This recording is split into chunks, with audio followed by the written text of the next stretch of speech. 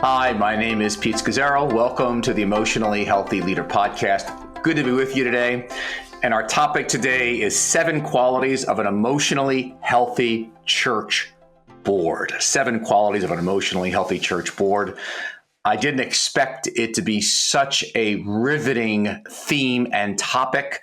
I could easily talk for a very long time about it, but I've got it down here to 7 key qualities. So now a long-term flourishing church or ministry has always a flourishing, healthy board to go with it. Always in my experience. And so today's podcast is just so important because so much is at stake in building what we're calling today an emotionally healthy church board. But sadly, it's only when a ministry or a church goes into a crisis that people realize, oh, where was the board? Or the board wasn't functioning the way I thought they were functioning. Something was a bit wrong here. And the reason why boards are so critical is because they are the ultimate authority, spiritually and legally, of course, before God, for the church and for the ministry. So perhaps you're a board member or going to be a board member and you're listening to this. I trust you're going to be challenged, not overwhelmed, but challenged about the task before you in your own growth development.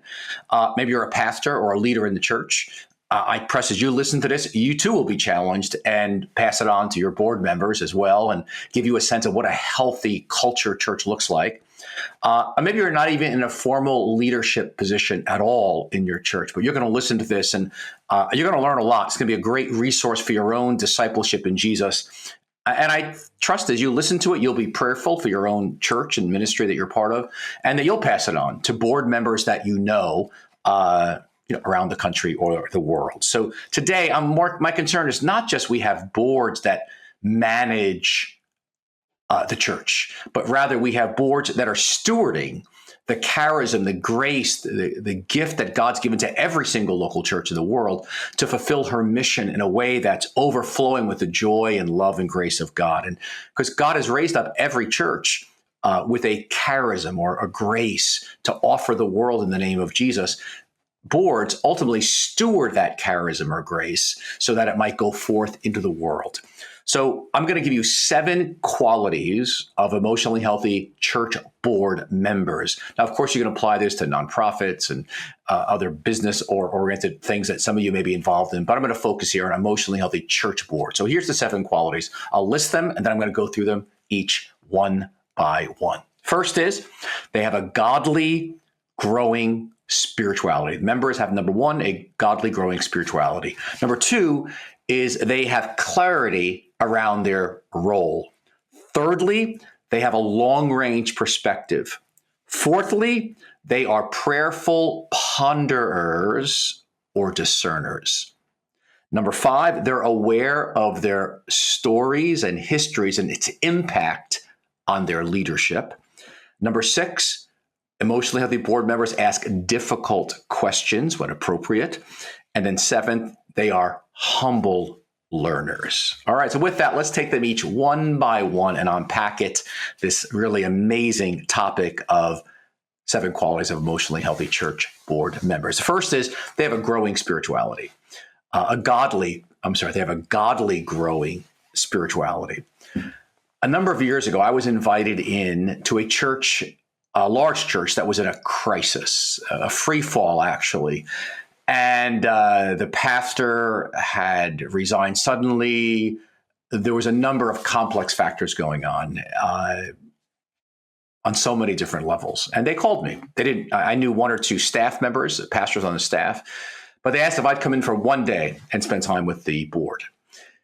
And I asked a very simple question before I even entertained it. I'm not a consultant by trade, but I said, does the board practice their own discernment of listening to God? And then the person who would call me said, no, Pete, the people on our board are business people, lawyers, CPA, they're corporate, they're CEO types, and that's how they run the church. And so, no, there's not a base laid for that. And I basically said, there's not much I can do at this point to really help. Because the foundation of that board was not laid, that the number one quality to be a board member is really found in 1 Timothy 3, which is you have a godly, growing spirituality. Now, in 1 Timothy 3, Paul lays out the qualities of an elder, of a board member. And he says, if anyone desires to be an overseer or a board member, he must or she must be, and he uses this word must multiple times. And it's the word in Greek for it is absolutely necessary. It's the word used for when Jesus says, I must go to Jerusalem to die. And it's the divine necessity. And so when Paul is laying out here something that's not to be negotiated, and that is that every board member has a godly, and I'm calling it a growing spirituality. And Paul later in that chapter in 1 Timothy 3 says, this is how we are to conduct ourselves in God's household, which is the church of the living God, the pillar and foundation of the truth. And so the church is the church of the living God. The church belongs to God. It's the pillar and foundation of the truth for the sake of the world, to shine as a light. And so there's a way to function in the church of God. And Paul says, number one, let me lay out how boards and pastors, the character qualities necessary. And he says that number one, they are to watch their lives closely, because that's the key to the whole church functioning. And so a person can be gifted and very capable in worldly leadership. I'm referring to building large, successful, wealthy companies that make an impact in the world. That is not the same as we're talking about here. I mean, those are helpful qualities. In fact, Paul makes it clear in his qualities of being a board member that they should not be new converts. They should be tested first, that they're to have some qualities in them. Things like they're in scripture, they're in prayer, they have a firsthand spirituality with God. They're not living off other people's spirituality. They've got rhythms in their days, in their life of prayer and scripture and fellowship and worship. They've got some practices grounded in their lives, and their house is in order, their marriage or their singleness. And Paul makes the point, if you can't govern your own house well, if you can't manage that well, your own organism, again, if you're single, the organism of your single life with your closest friends, or your marriage, if you're married, or with a family, that is managed well. Because if you can't manage the culture there, that organism, how are you going to manage or lead another organism that's much larger called the church? And so Paul lays out a number of qualities. I encourage you to read 1 Timothy 3, but it's all about being a safe person, an approachable person, a lover of people, gentle, soft, has integrity, with the same person on the outside that we are in the inside. We're not two people. I remember in my days, when I was pastoring our local church, there I was for 26 years, we had a person emerge when we were in the process of buying a building that was a brilliant business person. I mean, he was actually amazing. He saw our need. Now, our church at the time was primarily a blue-collar church, not a white-collar church. So there weren't a lot of people who had a professional background. And so we were buying a multi-million-dollar building, which was very complex in commercial real estate here in New York City. So this fellow had been in our church for many years, emerges, and he knew all about buying buildings and money, and he had good judgment on things. And he was clearly another level above us in terms of that skill set than anybody on our elder board. He was actually an engineer by trade, but he knew and said to us, I am not qualified to be an elder.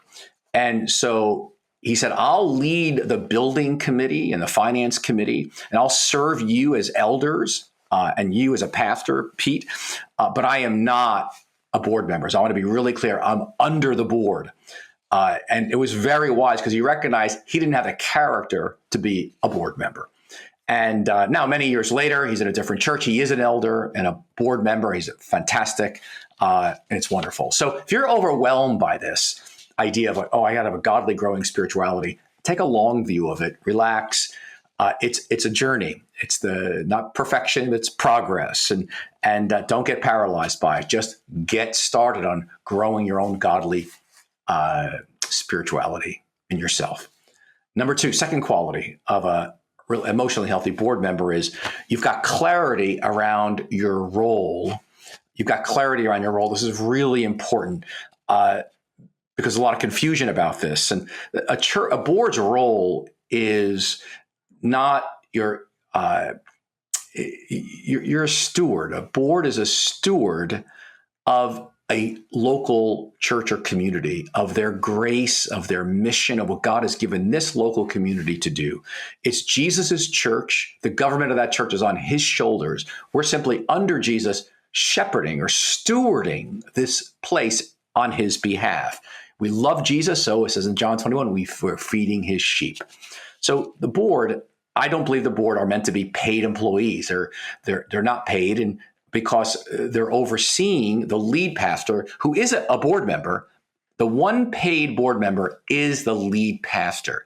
But that lead pastor, while being a board member, is under the board. So it's kind of got a little nuance to it. But I'm a big believer in keeping that separate paid staff from the board because of dual relationships, which I'll talk about in a few minutes. But the hierarchy is really important. Hierarchy, the reason you have an organizational chart is it shows you lines of authority. And the board is before God, and actually the government as well, the ones who have responsibility, spiritual responsibility and legal responsibility. And it's such a gift because boards, in a sense, spread out the weight of leadership responsibility, and they give protection and discernment for the flock. And so it's a gift. So the overall mission of a board is to steward that unique contribution of the church to the world. And so they got some specific functions generically, every board under them, which is to be listening to the Holy Spirit and discerning what's God's particular unfolding of his plan for this community. Secondly, they're shepherding, and they're providing some overall direction and giving feedback to the lead pastor and the staff, doing annual reviews, etc. But they're shepherding, they're overall shepherds. And then they're giving input into the strategic plan. They're not functioning as day-to-day staff because 95% of board members have full-time employment somewhere else. But they're giving input into key moments in that strategic plan and of church-wide goals and objectives as a lead pastor brings them to them. And then they support the wider leadership in the church, and they approve key policies as they need to be developed along the way.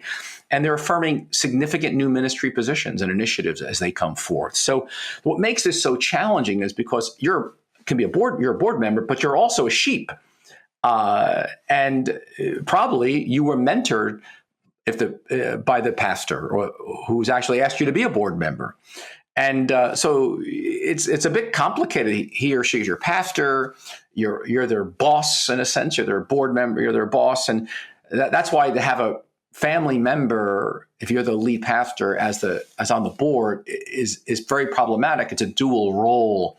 In other words, when I say about clarity around your role is that if you're a board member, your primary role is you are shepherding the paid staff, if there are any paid staff, or the leadership under Jesus Christ. And you see, if my brother is on the board, or my brother is a staff member and I'm on the board, it's only is he under me? But he's my brother. We hang out together at holidays, and it's a dual relationship. It's a very important theme.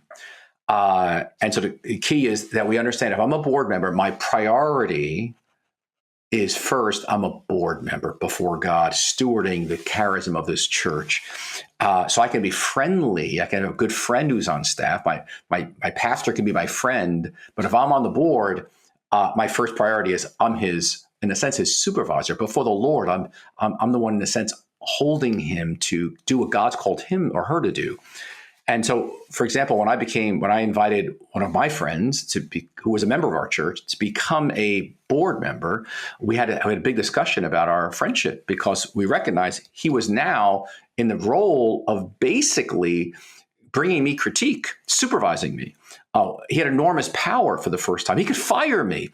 And that needed to be recognized. And so we had to shift our relationship, and for many, many years, it was a good thing for us. And it's worked out well. And it's interesting because I had mentored him at the same time. So we had to switch. We had to make that thing. And so you got to be really thoughtful and careful about the parameters of what it means to be a board member in your relationship with the rest of the flock. And I remember saying to Andrew, was his name, who was the board chair, Andrew, if you can't fire me because you love me that much, once I violate 1 Timothy 3 and some of the scriptural qualifications, you're disqualified from being the board chair, because you can't do your job anymore. And your number one role with me is to be the person that I report to, that I'm doing what God's asked me to do as the lead pastor. And so it's very important. I've got clarity around my role. Now, again, I was the lead pastor, so I also was a board member. And I remember Jerry and I had a friend that really wanted to know details of what happened at that board meeting. And sometimes they were very, very sensitive. And something that happened in the church at one point, that a friend of my wife really wanted to know why and what happened specifically in that board meeting, what was the discussion. And it just wasn't appropriate for Jerry or for me to share it with them. And they were so wounded by it. But again, clarity around my role was that I was a board member first. The friendship was secondary. And so you have to always determine which is first. All right. So just a note, if you're a member of a church or you're a lead pastor, you say, I don't have a board, Pete. The staff is the board, or there is no board. And I just want to say to you, that's not healthy. It's not good long-term. There's too much at stake. What's the future of succession? It puts too much weight and authority and power in one person as the lead pastor. And all I can say to you is it may work for a while, but long-term, very dangerous. And so you want to set up a structure of a board with lead pastor or paid staff under them, which leads me naturally now to number 3. The third quality of an emotionally healthy church board is the board members have a long-range perspective. They've got a long-range perspective. In other words, they're thinking generationally, not just thinking for the next 6 months of the next year, even to 2 years. Again, the key word is board members steward under Jesus the charism or grace of the church, the mission of the church.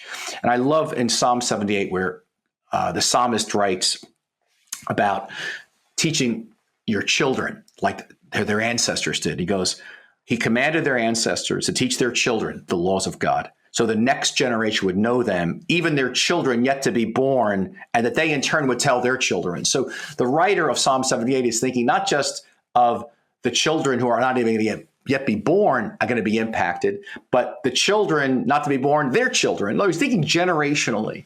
And the question is, good board members are asking, how is this going to play out in the next 10, 20, 30, 40 years of our ministry, 50 years of our ministry? What's best? So as you think about, for example, letting go of a key volunteer or staff, which could cause disruption in the church, short-term pain, but you say, well, it's necessary for the long-term health and maturity of the church. In other words, you can ask hard questions and have difficult conversations. You can expect maturity because you're thinking long-term of what's going to be happening. I've been involved with churches that did not want to talk about or think about succession. The founding pastor had been there for decades, and the board didn't want to bring it up and hurt their feelings, the lead pastor's feelings. It was disastrous long term. But the long range perspective is, no, we're stewarding this ministry and all these sheep who've invested their lives in this local community. We've got to talk about succession now after this founder has been here 30, 40, 10, 20, 30, 40, 50 years. That's why long-term perspective, you start thinking about things like, sabbaticals. Every 7 years or so or 8 years, we want to give sabbaticals to key pastoral leaders so that they can make it over decades and flourish and lead out of a cup that's running over. That's why if you have a bivocational pastor, for example, that maybe you're overseeing as a board member, you're thinking about what can I do to support this person so that they are flourishing and doing well long term. That's why you have a development fund for each of your key staff so they can be growing and maturing in Christ. You delay short-term gratification because you're thinking long-term perspective. I remember when we, and that's why the number one job description, you want to make sure that you're always, in a sense, inviting people who are reporting to you as the board. Their number one job is to be maturing and growing in Jesus, to lead from the inside out. Their internal life with Jesus, their being with Jesus is full and they lead, regardless of their responsibilities, out of that place of health and joy. Yes, I'm concerned about their strategy and their performance in their job, but I'm concerned about their being as they do it first. So many people skim on that inner life stuff. So I just remember as a board, because we were thinking of a long-term perspective, a long-range perspective, we had to go after buying a building at some point. And I think we were about 14, 15 years into our church history. We were very proud that we didn't have a building. But it became very apparent to us that if this church was going to flourish long term, we were going to need a place to settle. So we entered into a painful process of buying and renovating a building that lasted for years. But we were thinking long term. We had to work hard at setting a constitution in place and bylaws in place and getting human resources in place and be in compliance legally, because we were thinking long term. It was a lot of work. It wasn't any of our natural bent to go in that direction, but we had to think about systems that would go on beyond us for decades, that we were responsible before God as the board to address these not so fun issues for the sake of long-range health. And it sure did pay off. We built a personnel committee. And so we built out of a long-term perspective. Number 4 is this: quality of an emotionally healthy board is board members are prayerful ponderers or prayerful discerners. Now, I use the word ponderer because that's what it says. Mary in Luke, if you read the story of Mary, the mother of Jesus, as things are unfolding, she's continually treasuring things in her heart as she's observing what's happening, or she's pondering is the word used in Greek. What is God doing here? And so that's what I'm talking about. So board members aren't just in emotionally healthy boards, are not just like praying at the board meeting, but actually their prayer time is not limited to that. They're consistently, regularly praying and lifting up issues before the Lord between meetings. Most meet once a month and maybe once every 2 weeks or once every 2 months. The question is, what's God saying? What's he doing? Well, what does God want to do here? How is he leading? Again, we're not business people first. Those are good skills that can be really helpful. Strategy is really helpful and important. Good skills. But we're first folks who are listening to what's God saying. And so then we're doing discernment corporately as we come together as a board. What's God saying? Because things that come to the board are going to be generally weighty, larger issues. So again, large issues are the ones that get to the board that need a lot of discussion, and a lot of thought, and a lot of prayer. And as much as I, like many, we want to make a decision. Something comes to us, get a few facts, let's make a decision, let's move on. There are certain topics that are weighty that just need time. And so sometimes we just got to slow it down. We talk about it and we have to say, okay, we're going to come back again our next meeting, and we're going to wait on the Lord with this topic until we really get a sense of this is what God is saying. And that may relate to something, letting go of a key staff person, for example, or maybe moving locations, or maybe birthing a new campus or a new ministry. The list goes on, or rewording of the mission statement. Some things you just need to sit with for a while and ponder and discern before the Lord. Prayerful pondering also includes picking up or spotting problems way before they become a crisis. A staff person's marriage might be in trouble, or their life spinning out of control. And a prayerful pondering also includes, I just don't jump on bandwagons quickly. I'm thoughtful. We always want to be learning from others, but there's a prayerful awareness of how do I bring in new things into the church culture. And so again, I'm prayerfully pondering these things. All right, number 5. Fifth quality of an emotionally healthy board member is that they're each aware of how their story or their history has impacted their leadership. So in Discipleship, we talk a lot about genograms and how our histories, our family of origin, going back 3 to 4 generations, impacts who we are and how we lead. And so it's important that we break the negative impact of our pasts so we can become the people God's calling us to for the future. So say, for example, I come out of a family of origin where, I was treated as I was invisible.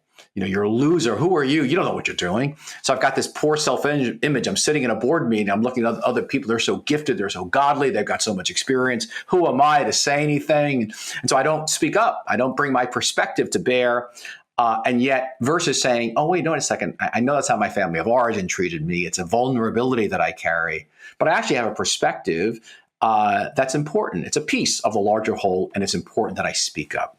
Or maybe you came out of a family of origin with a lot of yelling and screaming, and you're averse to conflict at all costs. And here you are, your tendency is just to appease and give in when there's tension. And you don't call out the elephants in the room, but you're like, oh, wait a second, and I'm not going to do Christian nice here. God's calling me to have a clean negotiation, to speak clearly, honestly, and respectfully, and to engage in conflict in a mature way. And so I'm aware of that history, and I don't let myself get shut down because of it. Or maybe you're triggered by angry people, and you're in the midst of someone who's really angry at a board meeting who's come in, and you don't get irrational. You don't freeze. You're aware of it. That's a wound you carry. You settle down. You take a nice deep breath, and you engage in a healthy way. Or maybe anxiety sends you. You come into a family with lots of anxiety, and it feels very chaotic, and you get manic, and you just want to fix it and solve the problem really quick, make a quick decision. But now, because you're aware of your story, your family history, and its impact on you, now you calm down, you take a nice deep breath. You want to be prudent and wise, as it says in the book of Proverbs, and make good decisions and be prudent speech. And you calm down and you listen to God, and you're able to function. So there are seasons of high anxiety in every church and every ministry. And, we are meant to be circuit breakers as all the anxieties, like voltage, is flowing into us as the board. And it's important we know our triggers from our histories. And because there are things that happen, there are times that we're just absorbing anxiety. We can't explain everything to everybody. And I've got to do my inner work, not triangle with other people. And the key word here is differentiation. I got to be maturing and growing in differentiation and growing in that. So again, a board is high-level discipleship. And leadership is all about high-level discipleship. So let me encourage you. You may want to do a genogram. You've never done one. We have on our website some free videos on how do you doing your own genogram. And it'd be great for you as a board member or potential board member. Just go to emotionallyhealthy.org/team. That's emotionallyhealthy.org/team, and take an hour and a half, and do yourself a genogram. Begin to get a sense of how my story, my history, is impacting me personally and my leadership. Because you, as a board member, it's so critical that you're very self-aware in these very key moments in a church. Sixth key quality of an emotionally healthy board is board members are able to ask difficult questions and have difficult conversations. Jerry, my lovely wife, likes to say all the time, the question that you're afraid to ask as a board member is the very question you know that you need to ask. You shouldn't be afraid to ask any question. Now, again, it may need to be done privately at times, but the question needs to be asked. So when you see, again, a person's lifestyle out of control, or maybe they got pulled over for speeding, or their priorities have changed drastically in the last few months, or you're noticing over-controlling behavior, all kinds of anxiety. If board members don't have the courage to ask difficult questions, who can ask those questions? And people in our churches are trusting that the board is watching over the flock and the health of the ministry. And especially to those who are on the senior leadership or under the board, that they're asking the difficult questions. Why? Because we're stewards of this ministry. It's not our ministry. We're stewards of the Church of Jesus Christ for the sake of the sheep and the mission of God through this church in the world.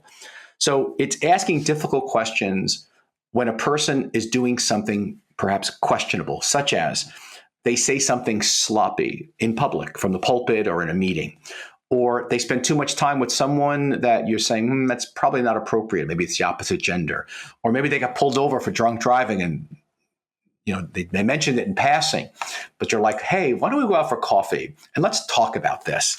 The key is that you're providing a safe, loving environment to ask those questions. And so you want to be learning key skills of relationships, because this is high-level skills. And if you've not done the Emotionally Healthy Relationships course and learned the 8 basic skills of building a dynamic, healthy culture relationally, you want to make sure you get that course. Learn how to speak clearly, respectfully, and honestly, and how to have a clean fight, not a dirty fight, how to listen, how to make a complaint with a request for change, how to clarify expectations. Again, boards are high-level application of relationship skills that are happening, hopefully, in the entire culture of the church. And again, because we're building, again, healthy cultures. And here's the seventh quality. In fact, let me just review to you real quickly. The seventh quality is humble. Every board member is a humble learner. So here's the 7 qualities, and I'll make a few comments on and close the final seventh quality. Emotionally healthy board members have, number 1, they have a godly growing spirituality. Number 2, they've got clarity around their role. Number 3, they have a long-range perspective. Number 4, they are prayerful ponderers or discerners. Number 5, they're aware of how their story or history is impacting their leadership. Number 6, they ask difficult questions when appropriate. And then finally, they are humble learners. There is just so much to know to be a board member. I mean, it takes decades and a lifetime if one ever masters it, from legal issues to finance issues to human resources to everything around spirituality, to scripture, to pastoring people, to ethical issues like sexuality and gender. It's unlike any other board of any secular organization because, again, this is a church of the living God. And I'm amazed at how many boards make weighty decisions on issues that are outside their expertise without consulting someone who's got experience in this area, getting wise counsel. And so it could be everything, even buying a building, to hiring and firing, to salary scales, to successions, to even transitioning a church from 25 people to 50 people, to 100 people, to 200 people. These are all large shifts in the church. And who's done that before? Most of us, it's our first time when we're in that situation. And so again, there's so much at stake because the sheep are at stake. Hasty decisions are very costly on a board level. That's why we always want to be learning. We always want to be growing, knowing our shadow, knowing our limits. That's why a good board has a variety of people on it. Some people, it's maybe some finance background, some business background, some prayer prophetic background, some pastoral background. It's all good to have a diverse group as a board. The key word is humble learners. If we're humble, it covers over a lot of sins and mistakes. Healthy boards work with consultants. They're listening to podcasts on topics like this one. They're reading key books together. They're seeking out wise counsel, like the book of Proverbs says, so they can act prudently and wisely. So again, as we close here, let me invite you to even consider 2 things. One is there's a church culture assessment, again, free on our website that's available to you. Because you're managing and building a healthy church culture. And just go to emotionallyhealthy.org/church health. That's emotionallyhealthy.org/church health. And it's a 6-part assessment. Take you about 20, 30 minutes. Say, how are we doing with building a healthy culture here at our ministry? Because that, as a church board, is something you want to consider and look at. Well, I hope this has been helpful. I realize now, as I prepared all this, that this could easily be a book. There's so much to it, but I hope it's been helpful to you. I pray God's blessing on you, and may God give you the grace to stand in such a role under Jesus, to be such a gift to the people in your church, in your ministry. That might be a gift and blessing to the world. But make no mistake about it, it may not look like much that you're doing, but what you're doing is incredibly important. God bless you, everybody. Have a great day.